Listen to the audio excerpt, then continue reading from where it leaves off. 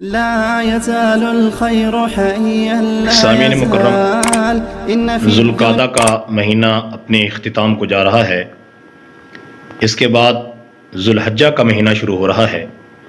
اور ذوالحجہ کا مہینہ اسلامی مہینوں کا آخری مہینہ ہے، اور ذوالحجہ کا مہینہ بڑے فضائل و احکام کا حامل ہے۔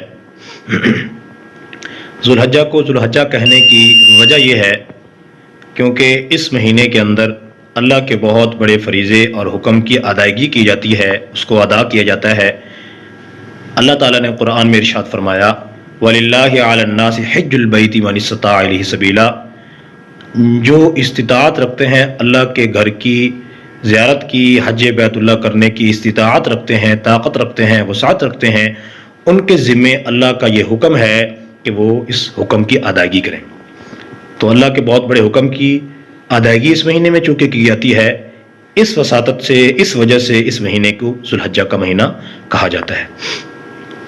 تو حج جو ہے اللہ کا بہت بڑا حکم ہے۔ اسلام کے جو ارکان ہیں ان ارکان میں سے ایک اہم رکن حج ہے، اور اللہ پاک نے قرآن مقدس میں اس کی فرضیت کا ذکر کیا، اور اس کو اللہ پاک نے قرآنی آیات میں فرض جو ہے بتلایا ہے۔ نبی کریم صلی اللہ علیہ وسلم کی امت پر حج کی ادائیگی فرض کی، اور حدیث پاک میں حج نہ کرنے والوں کے لیے اللہ کے پاک پیغمبر صلی اللہ علیہ وسلم کی ایک سخت وعید بھی ہے۔ آپ صلی اللہ علیہ وسلم نے کیا ارشاد فرمایا کہ جس پر حج فرض ہو، حج ادا کرنے کی وہ طاقت رکھتا ہو، استطاعت رکھتا ہو، اس سب کے باوجود اگر وہ ادا نہیں کرتا تو کوئی فرق نہیں پڑتا وہ نصرانی ہو کے مرے یا یہودی ہو کے مرے، کوئی فرق نہیں پڑتا۔ تو کتنی بڑی وعید ہے، کتنی بڑی افسوس کی بات ہے کہ اللہ کے پاک پیغمبر صلی اللہ علیہ وسلم فرما رہے ہیں کہ حج بیت اللہ کی وسعت اور طاقت رکھنے کے باوجود اگر کوئی اس کی ادائیگی نہیں کرتا تو اس بات سے کوئی فرق نہیں پڑتا کہ وہ یہودی ہو کے مرے یا نصرانی ہو کے مرے۔ تو اللہ کا بہت بڑا حکم ہے، اس کے فضائل بھی بہت ہیں۔ اللہ کے پاک پیغمبر صلی اللہ علیہ وسلم نے حج کی فضیلت بیان کرتے ہوئے ارشاد فرمایا، سرکار دو عالم صلی اللہ علیہ وسلم نے فرمایا من حج ولم يرفث ولم يفسق رجع كيوم ولدته امه۔ اللہ کے پاک پیغمبر صلی اللہ علیہ وسلم نے فرمایا جس نے اللہ کے اس حکم کی ادائیگی کی، شرائط آداب کی رعایت رکھتے ہوئے کوئی اللہ کے حکم کی نافرمانی نہیں کی، کوئی حکم توڑا نہیں ہے، اللہ کے حکم کو جو ہے پورا کرتے ہوئے اس فریضے کو سر انجام دیا ہے، آپ صلی اللہ علیہ وسلم نے فرمایا اس عمل کی برکت سے وہ گناہوں سے ایسے پاک ہو جاتا ہے رجع کیوم ولدته امه۔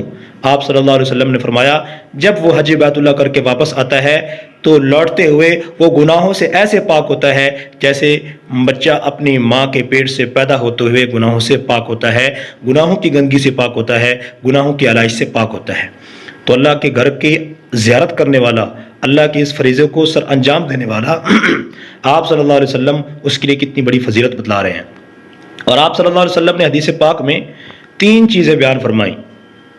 اور تین چیزیں بیان فرمائیں کہ ان تین اعمال کو کرنے والا، ان تین چیزوں کو سر انجام دینے والا اس کے گزشتہ کئی سالوں کے جو ہے 100 سال کے گناہ کیوں نہ ہوں، اللہ پاک اس کے ان گناہوں کو مٹا دیتا ہے۔ پہلی چیز اللہ کے پاک پیغمبر صلی اللہ علیہ وسلم نے بیان فرمائی ان الاسلام یہدم ما کان قبلہ، اسلام ایسی عظیم نعمت ہے جس کو قبول کرنے کے بعد 100 سالہ کفر کی حالت میں گزارنے والا بھی گناہوں سے پاک ہو جاتا ہے۔ اس طرح فرمایا ان الحج یہدم ما کان قبلہ،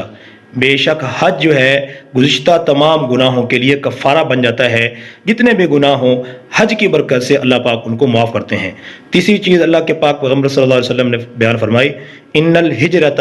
یہدم ما کان قبلہ، ان الہجرۃ تہدم ما کان قبلہ، فرمایا کہ ہجرت اسلام کی خاطر گھر بار چھوڑنا، اپنا سارا کچھ چھوڑ کے اللہ کی دین کے لیے قربان کر دینا، یہ ایسا عمل ہے۔ آپ صلی اللہ علیہ وسلم نے فرمایا اس عمل کی برکت سے اللہ پاک اس کے گزشتہ تمام گناہوں کو، لغزشوں کو اور خطاؤں کو معاف کر دیتے ہیں۔ تو اس عمل کو سر انجام دینا، حج بیت اللہ کرنا، جن کو اللہ پاک نے توفیق عطا کی ہے، وسعت اور طاقت عطا کی ہے، ان کے ذمہ لازم ہے کہ وہ اس فریضے کو سر انجام دیں۔ اور حدیث پاک میں، قرآن مقدس میں جو یہ بیان کیا گیا، یہ حکم دیا گیا کہ جو بیت اللہ کی حج کی ادائیگی کی وسعت رکھتے ہیں، استطاعت رکھتے ہیں، تو استطاعت سے مراد یعنی حج بیت اللہ اس شخص کے ذمہ لازم ہے جس کے پاس سفر کرنے کے تمام اسباب موجود ہوں، اور اس کے پاس یعنی اتنا مال ہے کہ وہ سفر بھی آسانی سے کر سکتا ہے، سفر کے اخراجات اور خرچہ بھی آسانی سے برداشت کر سکتا ہے، اور پیچھے اپنے اہل و عیال کی